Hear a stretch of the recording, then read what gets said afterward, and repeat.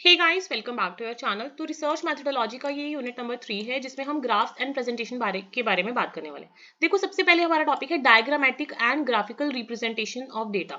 ये क्यों इंपॉर्टेंट है? What is the significance of diagrammatic and graphical representation of data?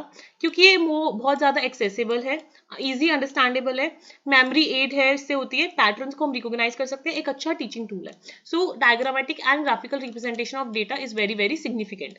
But जो graphs and diagrams है, इसमें हमें थोड़ा सा कंफ्यूजन होता है कि इन दोनों में क्या डिफरेंस है। दोनों ही विजुअल रिप्रेजेंटेशन है, बट जो डायग्राम्स की अगर मैं बात करूं, ये डिस्क्रिप्टिव और क्वालिटेटिव डाटा अच्छे से विजुअली रिप्रेजेंट करता है। ऑन द अदर हैंड जो ग्राफ्स है वो क्वांटिटेटिव एंड न्यूमेरिकल डाटा को अच्छे से रिप्रेजेंट करते हैं। तो डायग्राम से हमें रिलेशनशिप्स, स्ट्रक्चर्स और सब्जेक्टिव वाली चीजें पता लगती हैं, और ग्राफ से हमें ट्रेंड्स, कंपैरिजंस एंड ऑब्जेक्टिव चीजें पता लगती हैं। आपको एग्जांपल से ये चीज ज्यादा अच्छे से क्लियर होगी। डायग्राम्स के एग्जांपल है flow chart, mind map, Venn diagrams. Graphs के एग्जांपल है जो हम पढ़ने वाले हैं, बार चार्ट, स्कैटर लाइन, ये सारी जो भी हम पढ़ेंगे अभी, हमारा टॉपिक ही ग्राफ्स है। तो जितने भी हम पढ़ेंगे हम ग्राफ्स के बारे में ही पढ़ने वाले हैं।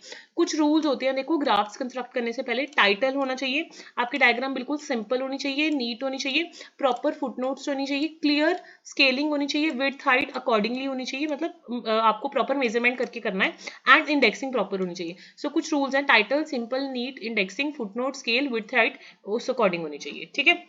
उसके बाद हमारे सिलेबस में बेसिकली हमें 1 2 3 4 5 6 7 तरह की ग्राफिकल डायग्राम्स है। एक तो है bar diagram, pie chart, line chart, histogram, frequency polygons and curves, spreadsheets and ऑगिव्स।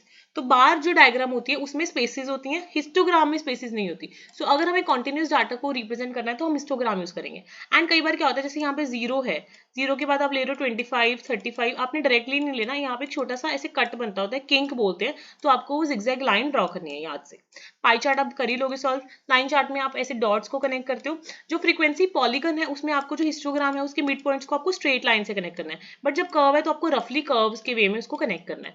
Spreadsheet में रोज एंड कॉलम्स होते हैं, उनमें आप सॉर्ट डाटा एंड अरेंज करते हो उस डाटा को। सबसे इंपॉर्टेंट इस यूनिट में है ऑगिव्स। ऑगिव्स का एक क्वेश्चन पक्का आएगा, इसमें आपको क्यूमुलेटिव फ्रीक्वेंसीज के साथ प्ले करना है, क्यूमुलेटिव फ्रीक्वेंसी से बनाना है। जो लेस देन ऑगिव होगा वो आपका राइजिंग वाला कर्व होगा, एंड जो मोर देन वाला होगा वो फॉलिंग कर्व होगा। तो ये याद रखना ताकि एग्जाम में कई बार अटक ना जाओ।